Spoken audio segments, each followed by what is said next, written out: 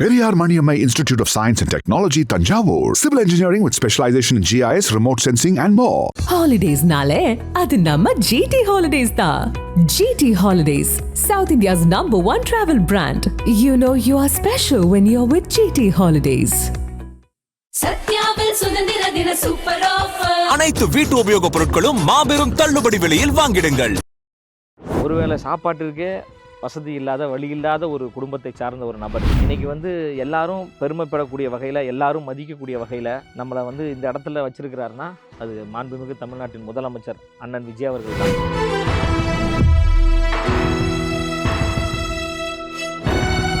தமிழ்நாடு பாடநூல் மற்றும் கல்வியியல் கழகத்தினுடைய தலைவர் பொறுப்பு என்பது மிகப்பெரிய ஒரு பொறுப்பு. இதை உன்னால் சிறப்பாக செய்ய முடியும், நீ பண்ணுவ அப்படின்ற ஒரு நம்பிக்கையை என் மேலே வச்சு பதவி கொடுத்தார்ல, அவர் தான் இறைவன். அவருக்கு காலம் முழுவதும் நான் அவர் காலடியிலே கிடப்பதற்கு தயாராக இருக்கேன். தலைவர்களாக இருந்த பலர் நடிகர்களாக மாறிவிட்டார்கள்.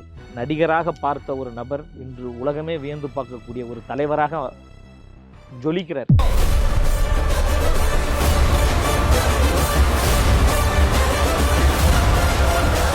இந்த பாடநூல் கிடங்கெல்லாம் ஆய்வு பண்ணிட்டு இருக்கீங்க, என்னென்ன மாதிரி பிரச்சனைகள் இருக்கு? கடந்த ஆட்சியாளர்களின் மீது குரல் சொல்வதற்கு லட்சம் இருக்கிறது பல துறைகளில். இந்த பாடநூல் நிறுவனத்திலேயே ஏகப்பட்ட குறைகள் இருக்குது. அவர்கள் செய்த குறையையும் நாங்களே சரி பண்ணுறோம் அப்படின்னு நம்ம சரி செய்து கொண்டிருக்கிறோம். இந்த ஆய்வின் மூலம் நான் புரிந்து கொண்டது என்னன்னா, பாடநூல் கிடங்கு என்பது பாடநூல் கிடங்காக இல்லை, குப்பை மேடாக இருக்கிறது. யாரும் கை வச்சு என்ன ஆகுது, நாளைக்கு உங்களுக்கு ஏதாவது ஆச்சுன்னா யார் பொறுப்பேற்பது? திடீர்னு அமைச்சர் ஆய்வுக்கு வராங்கன்னு வச்சுக்கோங்களேன், யார்கிட்ட கேள்வி கேட்பாங்க? உங்களை கேட்க மாட்டாங்க, என்ன தானே கேட்பாங்க. என்னம்மா புக்கெலாம் அடிக்க வைக்கிறீங்களா, இல்லை அப்படியே போட்டுருங்களா? லைட் இல்லை, ஒரு ஸ்டெப்ஸு கூட இல்லை, லைட் எல்லாம் அருந்து தொங்குது. அதுதான் நான் சொல்கிறேன்னே, ஒரு மாணவர்கள் படிக்கக்கூடிய அந்த புத்தகங்கள் வைக்கக்கூடிய இடம் என்பது எப்படி இருக்கணும்? சுத்தமாக இல்லை, சுத்தமாக இருக்கணும். அதை நல்லா பராமரிப்போடு வச்சுருக்கணும். சென்னையில் இருக்கக்கூடிய பாடநூல் கிடங்கும் இப்படி தான் இருந்தது, திருவள்ளூர்லேயும் இப்படி தான் இருந்தது, காஞ்சிபுரத்துலேயும் இப்படி தான் இருந்தது. இன்றைக்கி காட்பாடி வேலூர் வந்திருக்கிறேன், இங்கேயும் மோசமான ஒரு நிலையில் தான் இருக்குது.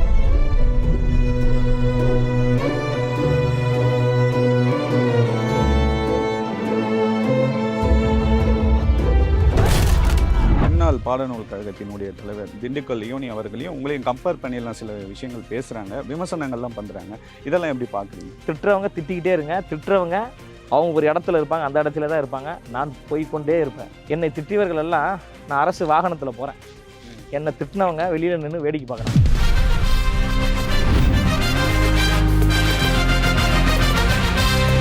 யாரெல்லாம் கள்ளசாராயம் காய்ச்சி மக்களுக்கு கொடுத்து 69 பேரை கொலை செய்தவர்கள் யார் என்று நம்மளும் பட்டியல் போடலாம். படிக்க வந்த பெண்ணை பாலியல் ரீதியாக வன்புணர்வு செய்தது யார், அவர்களுக்கு துணை நின்றவர்கள் யார், கிட்னியை திருடியவர்கள் யார், அவர் எப்படி சட்டமன்ற உறுப்பினர் ஆனார் என்று எங்களுக்கும் பேச தெரியும். இப்போ என்ன அவரோடு ஒப்பிட்டு பேசுகிறாங்களா, என்ன விமர்சிக்கிறாங்களா, அவர் ஒரு கல்வியாளர், இவர் ஒரு தற்குறி, இவருக்கு போய் வாய்ப்பு கொடுத்துருக்குறாங்களே, ஐயோஹோ ஊன்னு பேசுகிறாங்கல்ல. அவங்ககிட்ட நான் ஒன்றே கேட்குறேன், உங்கள் ஐயா அவர்கள் ஆய்வு செய்வதற்காக அவர் வந்திருக்கிறாரா, இல்லை அந்த கிடங்கை அவர் பார்த்துருக்கிறாரா? பார்த்துருந்தார்னா பல வருடங்களாக மின்சாரமே இல்லாமல் இருக்குது. இந்த 100 நாட்களில் என்ன சாதனை பண்ணிட்டீங்க அப்படின்னு கேட்குறாங்கல்ல. ஒரு அரசு அலுவலகத்துக்கு போங்க, ஒரு 500 ரூபா நோட்டு இப்படி நீங்கள் பேக்கெட்லேருந்து எடுத்திங்கன்னா தெரிச்சு ஓடுவாங்க. என் கூட இப்போ கூட வாங்க, ஏதாவது ஒரு அரசு அலுவலகத்துக்கு போகலாம், ஏதாவது ஒரு வேலை விஷயமா போகலாம், வாங்க. ஒரு 10 பைசா லஞ்சம் வாங்கிட்டாங்கன்னா நான் இந்த நிமிடமே நான் கட்சிக்காக பேசுகிறத நான் நிறுத்திடுறேன். 10 ஆண்டுக்கு பிறகு ஒட்டுமொத்த இந்தியா மக்களும் மாற்றத்தை விரும்புவார்கள். ஒரு வேட்டி கட்டிய ஒரு தமிழன் இந்தியாவினுடைய பிரதமராக இருப்பார். அந்த தமிழர் யாருன்னு பார்த்தீங்கன்னா மாண்புமிகு ஜோசப் விஜய் அவர்கள்.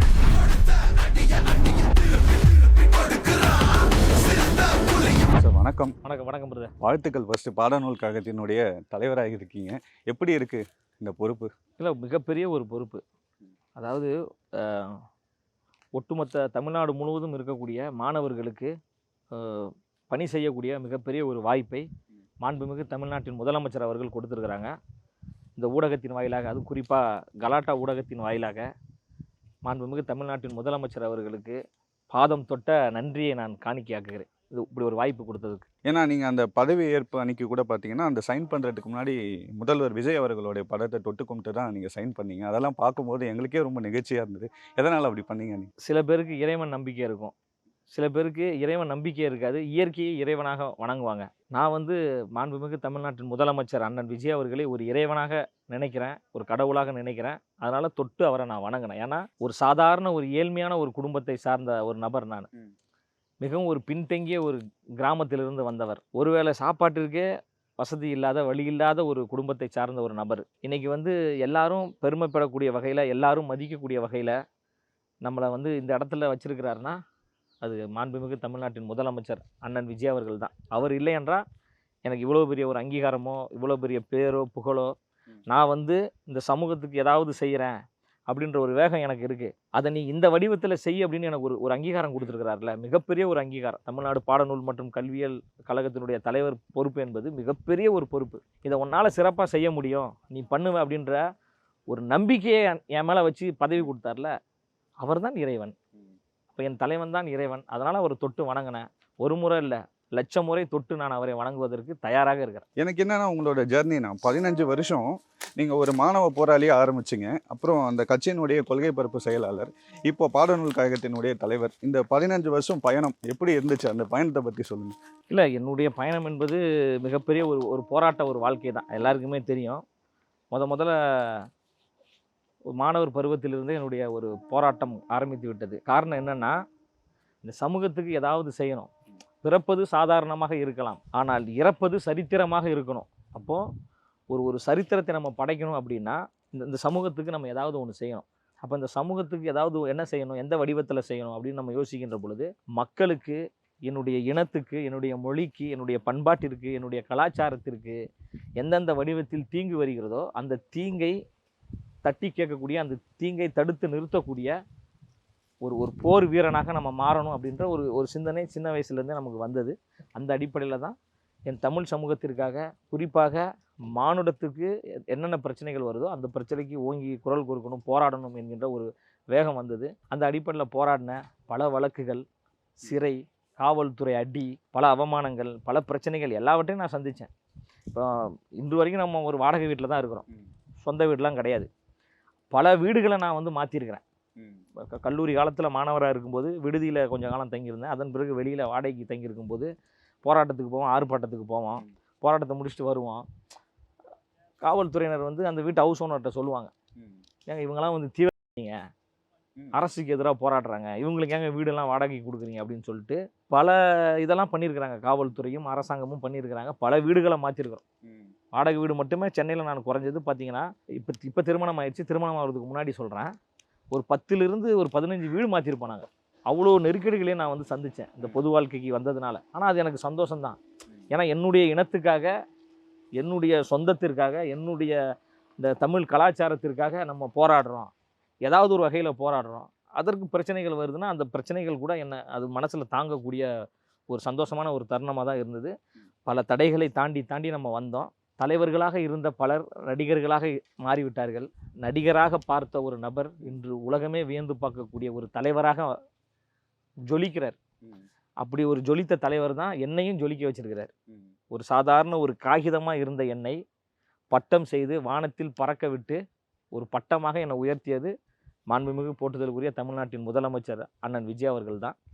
உண்மையிலே என்னுடைய போராட்ட உணர்வுக்கு, என்னுடைய போராட்ட வாழ்க்கைக்கு சரியான மதிப்பு கொடுத்த ஒரு பேராசான் யாருன்னு பார்த்தீங்கன்னா, ஒரு பேராசிரியர் யாருன்னு பார்த்தீங்கன்னா அண்ணன் விஜய் அவர்கள் தான். அவருக்கு காலம் முழுவதும் நான் வந்து அவர் காலடியிலே கிடப்பதற்கு தயாராக இருக்கிறேன். ஏன்னா வாழ்க்கை ஃபுல்லாக போராட்டத்தை பார்த்த நீங்கள் இப்போ ஒரு பொறுப்பில் இருக்கீங்க இல்லையா? வீட்டில் இருக்கவங்களாம் எவ்வளோ சந்தோஷப்பட்டாங்க?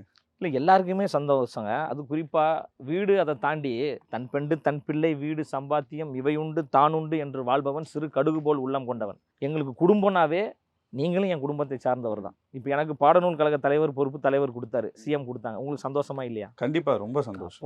உங்களுடைய சந்தோஷம் தான் என்னுடைய சந்தோஷம். நீங்கள் தான் குடும்பம். இந்த கேமராமேன் தம்பி தான் என்னுடைய குடும்பம், அந்த தம்பி தான் என்னுடைய குடும்பம், மக்கள் தான் எங்களுடைய குடும்பம். ஏன்னா நாங்கள் வந்து ஒரு குறிப்பிட்ட குடும்பம் அப்படின்னு சொல்ல முடியாது. எல்லா மக்களுமே எங்கள் குடும்பத்தை சார்ந்தவர் தான். எல்லோரும் அண்ணன் தம்பிகள் தான், எல்லோரும் அம்மாக்கள் தான், அக்காக்கள் தான். அப்போ எனக்கு இந்த பொறுப்பு கொடுத்த உடனே பல்லாயிரக்கணக்கான ஃபோன் கால்ஸ் வந்தது. வாழ்த்துனாங்க, பாராட்டினாங்க. எனக்கே கொடுத்தது மாதிரி இருந்துச்சு தம்பி, எனக்கே கொடுத்தது மாதிரி இருந்துச்சு அண்ணன். அது சில பேருக்கு தான் அந்த மாதிரி அமையும். நீங்க ஜெயிக்கும் போது இல்ல ஒரு பொறுப்புல வரும்போது ஏன் நம்மள ஒருத்தர் இந்த பொறுப்புல வந்திருக்காருன்றப்போ ரொம்ப சந்தோஷமா இருக்கும். இல்லை, அந்த ஒரு அடையாளத்தையும் அந்த ஒரு சந்தோஷத்தையும் கொடுத்தது மாண்புமிகு முதலமைச்சர் தானே. கொடுப்பதற்கு ஒரு மனசு வேணும்ல, எல்லாராலையும் கொடுத்துட முடியாதுங்க. இப்போ இந்த பதவிக்கு எவ்வளோ பேர் போட்டிட்டு இருக்கலாம், இந்த பதவியை எவ்வளோ பேர் கேட்டிருக்கலாம். பெரிய மிட்டா மிராசுகள், பணக்காரர்கள், பெரிய செல்வந்தர்கள் எல்லாம் இந்த இந்த பதவி வேணும்னு முதலமைச்சர் அணுகியிருக்கலாம், இல்லை கட்சியில் இருக்கக்கூடிய முன்னணி தலைவர்கள் அணுகியிருக்கலாம். ஆனால் மாண்புமிகு தமிழ்நாட்டின் முதலமைச்சர் லயலாமணி ஆகிய என்ன டிக் பண்ணி நீங்கள் தான் அந்த பதவியில் போய் உட்காரணும்னு அந்த முடிவு பண்ணார்ல, இதுதாங்க தலைமை பண்புன்றது. அது உங்களுக்கு கொடுத்தோன்னே எவ்வளோ சந்தோஷமா இருந்தது? ஏன்னா நாங்கள்லாம் உங்களை சட்டமன்ற உறுப்பினராக எதிர்பார்த்தோம். அது நடக்கலைன்றப்போ எங்களுக்கு கொஞ்சம் வருத்தமாக இருந்துச்சு. அதுக்கப்புறம் ஆட்சிக்கு வந்த உடனே பார்த்தீங்கன்னா பாடநூல் கழகத்தினுடைய தலைவர் லயலாமணி அவர்கள்னு எல்லாருக்கும் சந்தோஷமாக இருந்துச்சு. உங்களுக்கு எப்படி இருந்துச்சு அது? இல்லை, எனக்கு உண்மையிலே சந்தோஷம் ஒரு பக்கம் இருந்தாலும் பயமாகவும் ஒரு பக்கம் இருக்குது இந்த நிமிடம் வர. ஏன்னா ஒரு மிகப்பெரிய ஒரு பொறுப்பை என் கையில் கொடுத்துருக்குறாங்க. அப்போ அந்த பொறுப்பை வந்து நம்ம சரியாக செய்யணும். முதலமைச்சர் அவர்கள் பெருமை கொள்கிற வகையில் செய்யணும். நம்மளால் வந்து இந்த துறைக்கு எந்த ஒரு கெட்ட பேர் வந்துடக்கூடாது, நம்மளால் எதுவும் ஒரு அவப்பெயர் ஏற்படுத்திடக்கூடாது என்கின்ற அந்த விழிப்புணர்வோடு தான் இந்த நிமிடம் வரைக்கும் உங்ககிட்ட நான் பேசிக்கிட்டு இருக்கேன். இந்த நிமிடம் வரைக்கும் நான் பயணிச்சுக்கிட்டு இருக்கிறேன். ஒரு பயம் கலந்த ஒரு மகிழ்ச்சியை வந்து ஏற்படுத்துது. உடன் இருந்த எங்கள் பள்ளிக்கல்வித்துறையுடைய அமைச்சர், உடன் பிறந்த அண்ணன், எனக்கு நான் கஷ்டமான காலத்திலும் சரி சந்தோஷமான காலத்திலும் சரி தோள் சாய்ந்து அன்புள்ளத்தோடு என்னை தாங்கி கொள்கிற ஒரு தோல் இருக்குன்னா அது மாண்புமிகு பள்ளிக்கல்வித்துறையுடைய அமைச்சர் அண்ணன் ராஜ்மோகன் அவர்கள் தான். அவருக்கு நான் இந்த ஊடகத்தின் வாயிலாக ஒரு நன்றியை தெரிவித்து கொள்கிறேன். எங்களை எல்லாம் வந்து நல்வழிப்படுத்தி எங்களை எல்லாம் வந்து இந்த பெரிய உயர்ந்த இடத்திற்கு கொண்டு வருவதற்கு எங்களை எல்லாம் வந்து ஒரு ஆசிரியராக இருந்து அரவணைத்து ஒரு தாயுள்ளத்தோடு இருந்த மாண்புமிகு அமைச்சர் அண்ணன் ஆனந்த் அவர்களையும் நான் வந்து இந்த ஊடகத்தின் வாயிலாக நன்றி தெரிவித்துக் கொள்கிறேன். அவங்கெல்லாம் என்னுடைய வளர்ச்சிக்கு ரொம்ப பக்கபலமாக இருந்தாங்க. நிறைய வாய்ப்புகளை உருவாக்கி கொடுத்தாங்க, நிறைய மேடைகளை உருவாக்கி கொடுத்தாங்க, நிறைய ஊடகங்களில் பேசுகிறதுக்கு வாய்ப்புகள் கொடுத்தாங்க. இப்போ கலாட்டா நீங்கள் வந்து என்ன நேர்காணல் எடுக்கிறீங்க அப்படின்னா உங்கள் சேனலில் நான் முதல்ல உட்காந்து பேசக்கூடிய வாய்ப்பை உருவாக்கி கொடுத்தது ஐயா என் ஆனந்த் அவர்கள் தான், அமைச்சர் அவர்கள் தான், அண்ணன் ராஜ்மோகன் அவர்கள் தான். அதாவது ஒரு பிளாட்ஃபார்ம் அமைச்சு கொடுக்குறது தாங்க இங்கே ஒரு பெரிய விஷயமே. ஒரு வழிகாட்டணும். அந்த வகையில் எனக்கு நிறைய வழிகாட்டிகள் இருக்கிறாங்க, வழிகாட்டினாங்க. அந்த வழியில் நான் ஒரு பயணித்து வரேன். எல்லாம் நல்லதாக நடக்கும் அப்படின்ற அடிப்படையில் என்னுடைய சேவையை செய்து கொண்டு தான் இருக்கேன். இந்த பாடநூல் கிடங்கெல்லாம் ஆய்வு பண்ணிட்டு இருக்கீங்க, என்னென்ன மாதிரி பிரச்சனைகள் இருக்குது? கடந்த ஆட்சியில் என்ன மாதிரியான பராமரிப்புகள் பண்ணாங்க? நீங்கள் என்னென்ன மாதிரி விஷயங்கள் பண்ணி? இல்லைங்க, இப்போ நான் குறை சொல்லணும் அப்படின்னா நிறைய குறைகள் சொல்லுவேன். ஆனால் குறைகள் சொல்கிறதுக்காக நம்ம வரல, அந்த குறையை சரி செய்வதற்காக தான் நம்ம வந்திருக்கிறோம். கடந்த ஆட்சியாளர்கள் மீது குறை சொல்வதற்கு லட்சம் இருக்கிறது பல துறைகளில். இந்த பாடநூல் நிறுவனத்திலேயே ஏகப்பட்ட குறைகள் இருக்குது. அந்த குறைகளை நம்ம சொல்லி ஏற்கனவே அவங்க காயப்பட்டு போயிருக்கிறாங்க.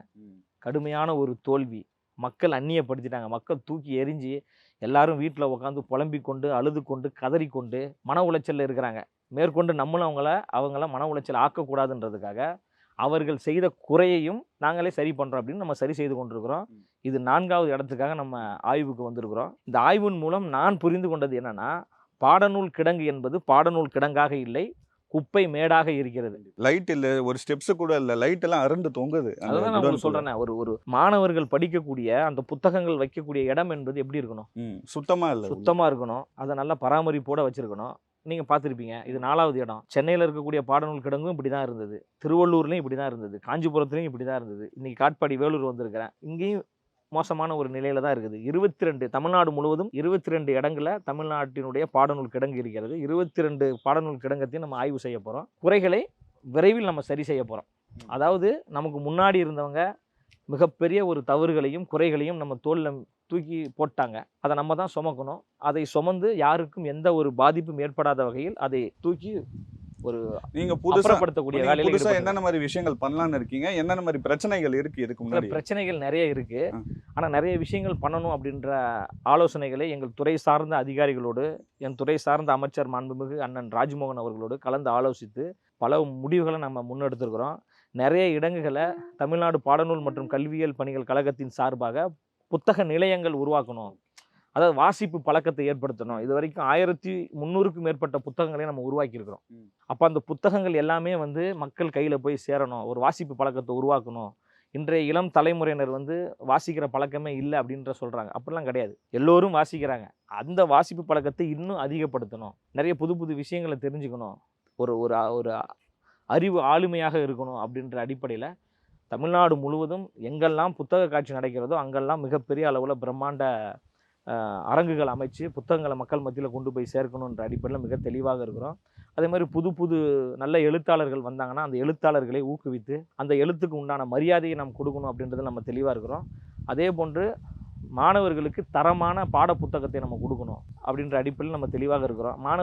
மாணவர்களின் தேவை அறிந்து நம்ம செய்யணும். நம்மளுடைய தேவையை மாணவர்களுக்கு புகுத்தக்கூடாது. மாணவர்களுக்கு என்ன தேவையோ அந்த தேவையை மாணவர்களுக்கு செய்யணும் அப்படின்ற அடிப்படையில் எல்லாம் ஆலோசனை செய்து சிறப்பான ஒரு நடவடிக்கைகள் மேற்கொள்ளப்பட்டு வந்து கொண்டிருக்கிறது. இந்த முன்னாள் பாடநூல் கழகத்தினுடைய தலைவர் திண்டுக்கல் லியோனி அவர்களையும் உங்களையும் கம்பேர் பண்ணியெல்லாம் சில விஷயங்கள் பேசுகிறாங்க, விமர்சனங்கள்லாம் பண்ணுறாங்க.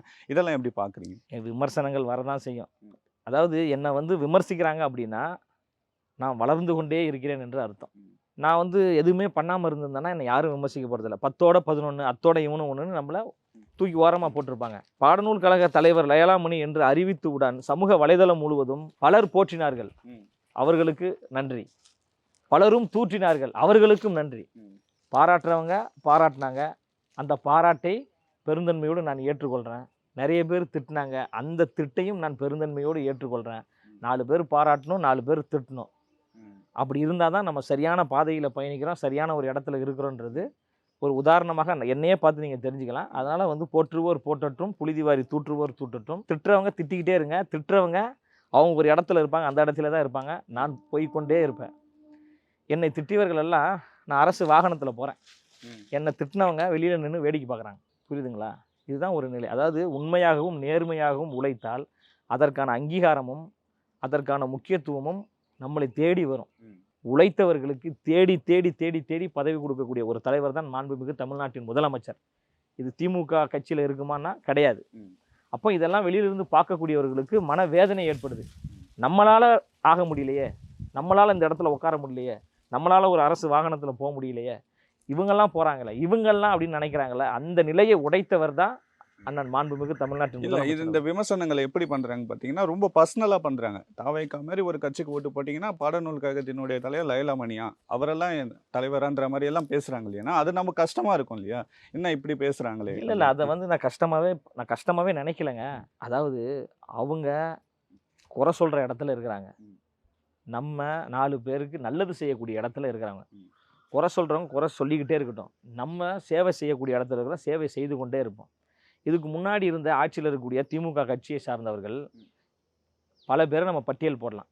யார் யார் என்ன பண்ணிக்கிட்டு இருந்தாங்க, பல முன்னாள் மந்திரிகள் அதற்கு முன்பாக என்னென்ன தொழில் செய்து கொண்டிருக்கிறாங்க, யாரெல்லாம் சாராய ஆலைகள் நடத்தி கொண்டிருக்கிறாங்க, யாரெல்லாம் கனிம வளத்தை கொள்ளையடித்தார்கள், யாரெல்லாம் கள்ள சாராயம் காய்ச்சி மக்களுக்கு கொடுத்து 69 பேரை கொலை செய்தவர்கள் யார் என்று நம்மளும் பட்டியல் போடலாம். படிக்க வந்த பெண்ணை பாலியல் ரீதியாக வன்புணர்வு செய்தது யார், அவர்களுக்கு துணை நின்றவர்கள் யார், கிட்னியை திருடியவர்கள் யார், அவர் எப்படி சட்டமன்ற உறுப்பினர் ஆனார் என்று எங்களுக்கும் பேச தெரியும்.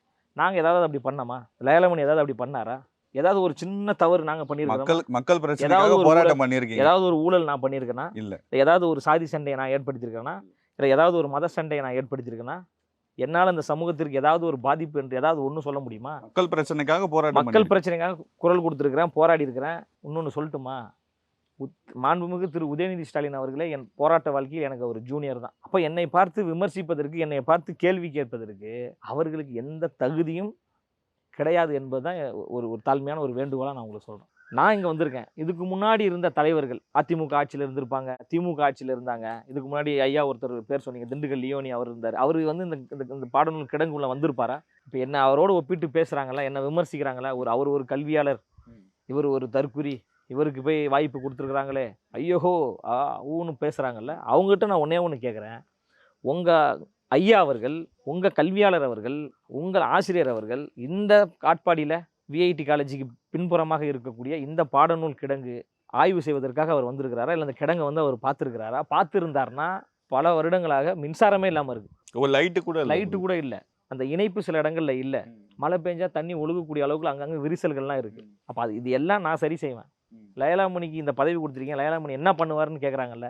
2 வாரத்தில் இதே கேமராவோடு வாங்க, எல்லாம் சரி செய்யப்பட்டிருக்கும். மின் இணைப்புகள் கொடுக்கப்பட்டிருக்கும். அங்கே எல்லாம் தொங்குது பார்த்தீங்களா, பல்பெலாம் தொங்குதில்ல, அது எல்லாமே சரி செய்யப்பட்டு ஒரு பாடநூல் கிடங்கு எப்படி இருக்கணும் அப்படின்றத நான் உருவாக்கி காட்டுறேன். உங்கள் ப்ரிடிக்ஷன் வச்சே தனியாக எடுக்கலாம் போல. லயலாமணியா ப்ரிடிக்ஷன் பண்ணியான்ற அளவுக்குலாம் கேட்குறாங்க. இந்த நீங்கள் ப்ரிடிக்ஷன் பண்ணீங்க, அன்றே கணித்தார் லயலாமணி. இன்னொன்று கூட நான் சொல்கிறேன், ஃப்யூச்சரில் சொல்கிறேன், அதை கூட நீங்கள் நோட் பண்ணிக்கோங்க. அன்றே கணித்தார் லயலாமணின்னு. இன்றைக்கி எங்கள் தலைவர் தமிழ்நாட்டின் முதலமைச்சர்.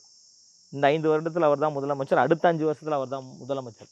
10 ஆண்டுகளுக்கு பிறகு இந்தியாவே ஆட்சி செய்யக்கூடிய ஒரு பிரைம் மினிஸ்டராக வரக்கூடிய எல்லா தகுதியும் என் தலைவனுக்கு இருக்குது. பிரைம் மினிஸ்டர் ஆயிடுவார் விஜய் ஏன் அவர்கள். ஆகக்கூடாது? கண்டிப்பா ஆதவர்ஜன் அவர்கள் கூட நேற்று சட்டப்பேரவையில் அதை பத்தி தான் பேசியிருந்தாரு. தமிழ்நாட்டில இருந்து ஒருத்தர் பிரதமர் ஆவார் அப்படின்னு சொல்லியிருக்காருல, அது ஒருத்தர்லாம் கிடையாது.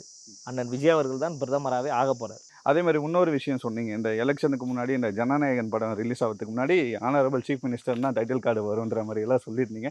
அதை பார்க்கும்போது எவ்வளோ சந்தோஷமா இருந்துச்சு. ஏன்னா நான் தமிழ்நாடு முழுவதும் பரப்புரைகளுக்கு நான் போனேன் பிரச்சாரம் பண்ணுறதுக்கு. அதுக்கு முன்னாடி நடந்த பொதுக்கூட்டங்கள், கொள்கை விளக்க பொதுக்கூட்டங்கள், கட்சியோட நலத்திட்ட உதவிகள்னு மொத்தம் 234 தொகுதி இருக்குது. பல தொகுதிகளுக்கு நான் போயிட்டேன். எல்லா தொகுதிகளுக்கும் போகும்போது மக்கள் நம்மள்கிட்ட பேசுகிறாங்க, நம்ம அந்த கூட்டத்தை பார்க்குறோம், ஆரவாரத்தை பார்க்குறோம். அதெல்லாம் பார்த்ததின் அடிப்படையில் தான் நான் அதை சொன்னேன். நான் எதையுமே நான் ஜோசியக்காரெலாம் கிடையாது, முன்னாடி கணிச்சு சொல்கிறதுக்கெல்லாம். மக்களை பார்க்குறேன், மக்களிடமிருந்து கற்றுக்கொள்கிறேன், மக்கள் என்ன பேசுகிறாங்கன்றதை உள்வாங்கிக்கிறேன். அந்த அடிப்படையில் நான் சொல்கிறேன். படத்தை நீங்கள் இப்போ ரிலீஸ் பண்ணிட்டீங்கன்னா அது தளபதி விஜய் நடித்த படம் ஜனநாயகன்னு வரும். இன்னும் 3 மாதத்துக்கு பிறகு நீங்கள் படத்தை ரிலீஸ் பண்ணிங்கன்னா தமிழ்நாட்டின் முதலமைச்சர் விஜய் நடித்த திரைப்படம்னு வரும்னு ஏன் சொல்கிறேன்னா, ஆய்வு பண்ணி சொல்கிறேன், களத்தில் இருக்கிற யதார்த்தத்தை வச்சு சொல்கிறேன். உண்மையிலே என் தலைவருடைய பவர் என்னன்னு எனக்கு தெரியும். அதான் நான் கூடுதலாக ஒருபடி சொல்லிட்டேனே, அவர் தமிழ்நாட்டிற்கான தலைவர் கிடையாது, இந்தியாவையே ஆட்சி செய்யக்கூடிய ஒரு தலைவர்னு சொல்லிட்டேன். நீங்கள் திரும்ப கூட நீங்கள் நோட் பண்ணி வச்சுக்கோங்க. அன்றே சொன்னார் லயலாமணின்னு திரும்ப திரும்ப நோட் பண்ணி வைங்க. ஒரு நாள் இல்லைன்னா ஒரு நாள் என் தலைவன் இந்த இந்தியாவை ஆளக்கூடிய பிரதமராக உறுதியாக இருப்பார். ஒட்டுமொத்த தமிழ்நாடும் பெருமை கொள்கிற ஒரு கர்வமாக இருக்கக்கூடிய ஒரு நாள் 10 ஆண்டுகளுக்கு பிறகு வரும். இப்போ நீங்கள் சொல்கிறீங்களோ இல்லையோ, அன்றே சொன்னார் லயலாமணின்னு ஒரு மீம்லாம் வைரல் ஆகிட்டு இருக்கு. இந்த டீலிமிட்டேஷன் பற்றி பேசிகிட்டு இருக்காங்க. இந்த சமயத்தில் ஒரு விஷயம் சொல்கிறாங்க, டீலிமிட்டேஷன் வந்து 60க்கு 60 எம்பி நாங்கள் தாவேக்கால ஜெயிப்பாங்கன்னு சொல்கிறாங்க. அப்படி இல்லைன்னா 39க்கு 39 எம்பி கண்டிப்பாக தாவேக்கால வின் பண்ணுவாங்கன்ற மாதிரியெல்லாம் சொல்லிட்டு இருக்காங்க. உங்கள் பேரை போட்டு அவங்களே போட ஆரம்பிச்சுட்டாங்க. இல்லை, அது எல்லாமே மாண்புமிகு முதலமைச்சர் அவர்களுக்கும் தமிழ்நாட்டு மக்களுக்கும் இருக்கக்கூடிய அந்த உறவை மையமாக வைத்து தான் சொல்கிறாங்க. அப்படி பார்க்கும்போது இப்போ நாளைக்கே சட்டமன்ற தேர்தல் வந்தால் கூட 234 தொகுதியிலையும் தாவேக்கா தான் ஜெயிக்கும். இப்போ 108 எம்எல்ஏ வச்சுருக்கிறோம். இன்னும் ஒரு வாரம் கழித்து எலெக்ஷன் வைங்களேன், 234 சட்டமன்ற உறுப்பினர்கள் இருப்பாங்க. அந்த அளவுக்கு மக்கள் நேசிக்கக்கூடிய ஒரு தலைவராக அண்ணன் விஜய் அவர்கள் இருக்கிறாங்க. அதுவும் குறிப்பாக இந்த 100 நாட்கள் நெருங்க போது, இந்த 100 நாட்கள் என்ன சாதனை பண்ணிட்டீங்க அப்படின்னு கேட்குறாங்கல்ல. ஒரு அரசு அலுவலகத்துக்கு போங்க, ஒரு 500 ரூபா நோட்டு இப்படி நீங்கள் பேக்கெட்லேருந்து எடுத்தீங்கன்னா தெரிச்சு ஓடுவாங்க. ஊழல் இல்லாத ஒரு நிர்வாகத்தை நடத்தி காட்ட முடியும் என்று 100 நாட்கள் நடத்தி காட்டிய ஒரே தலைவன் தமிழ்நாட்டில் யாருன்னு பார்த்தீங்கன்னா மாண்புமிகு தமிழ்நாட்டின் முதலமைச்சர் அண்ணன் விஜய் அவர்கள். பெருமை கொள்ளலாம், நீங்கள் பெருமை கொள்ளலாம், நான் பெருமை கொள்ளலாம். என் கூட இப்போ கூட வாங்க, ஏதாவது ஒரு அரசு அலுவலகத்துக்கு போகலாம், ஏதாவது ஒரு வேலை விஷயமா போகலாம், வாங்க. ஒரு 10 பைசா லஞ்சம் வாங்கிட்டாங்கன்னா நான் இந்த நிமிடமே நான் கட்சிக்காக பேசுகிறத நான் நிறுத்திடுறேன். அந்த அளவுக்கு ஒரு நேர்மையான ஒரு ஆட்சியை அண்ணன் விஜய் அவர்கள் நடத்தி கொண்டிருக்கிறாங்க. அதுவும் குறிப்பாக பெண்களுக்கு பாதுகாப்பு நிறைந்த ஒரு ஆட்சியாய் இந்த ஆட்சியை நடத்தி கொண்டிருக்கிறாங்க. அதனால் இந்த ஆட்சி என்பது மக்களுக்கான ஒரு ஆட்சி, மக்கள் விரும்பியே தேர்வு செய்த ஒரு ஆட்சி. ஆலமரம், அரச மரம், நாங்களாம் பெரிய ஆட்கள், நாங்களாம் அரசியலில் இத்தனை வருஷம் இருக்கிறோம், இவங்களாம் 2 வருஷம் தானே ஆகுது, இவங்களால் என்ன பண்ண முடியும் அப்படின்னு கேட்டாங்க. என்ன பண்ண முடியும்னா ஆட்சி மாற்றத்தை எங்களால் ஏற்படுத்த முடியும்னு ஏற்படுத்தணும். யாரை நம்பணும்? மக்களை நம்பணும். தமிழ்நாட்டு மக்களை, தமிழ்நாட்டு தாய்மார்களை, படித்த இளைஞர்களை, மாணவர்களை தலைவர் நம்பினார். தலைவரை அவர்கள் எல்லோரும் நம்பினாங்க. மிகப்பெரிய ஒரு மாற்றத்தை உருவாக்கினார். மாற்றம் என்பது தானாக நிகழாது, மாற்றத்தை நாம் எல்லோரும் சேர்ந்து தான் நிகழ்த்த வேண்டும். ஒரு கையை தட்டினா சத்தம் வராது, 2 கையை தட்டினா தான் சத்தம் வரும். இங்கே தலைவரும் மாற்றத்தை விரும்பினார், மக்களும் மாற்றத்தை விரும்பினாங்க. மிகப்பெரிய ஒரு அரசியல் புரட்சியை நம்ம ஏற்படுத்திட்டோம். இன்று தமிழ்நாட்டு மக்கள் மாற்றத்தை எதிர்பார்த்தாங்க, மாற்றத்தை உருவாக்கிட்டோம். மிக விரைவில் 10 ஆண்டுக்கு பிறகு ஒட்டுமொத்த இந்தியா மக்களும் மாற்றத்தை விரும்புவார்கள். இந்தியா மக்களும், இந்திய நாட்டின் ஒட்டுமொத்த மக்களும், தலைவரும் சேர்ந்து ஒரு மாற்றத்தை உருவாக்கும் போது ஒரு வேட்டி கட்டிய ஒரு தமிழன் இந்தியாவினுடைய பிரதமராக இருப்பார். அந்த தமிழர் யாருன்னு பார்த்தீங்கன்னா மாண்புமிகு ஜோசப் விஜய் அவர்கள் என்பதை அழுத்தம் திருத்தமாக தெரிவித்துக் கொள்கிறேன். ஃபியூச்சர்லேயும் ப்ரெடிக்ஷன் பற்றிலாம் நிறைய விஷயங்கள் சொன்னீங்க. ரொம்ப நன்றி. நான் எங்களுக்காக நேரம் ஒதுக்கி மிக்க நன்றி. Periyar Maniammai Institute of Science and Technology, Tanjavur. Civil engineering with specialization in GIS, remote sensing and more. Holidays nale adu namma GT Holidays da. GT Holidays, South India's #1 travel brand. You know you are special when you're with GT Holidays. சத்யாவில் சுதந்திர தின super offer. அனைத்து வீட்டு உபயோகப் பொருட்களும் மாபெரும் தள்ளுபடி விலையில் வாங்கிடுங்கள்.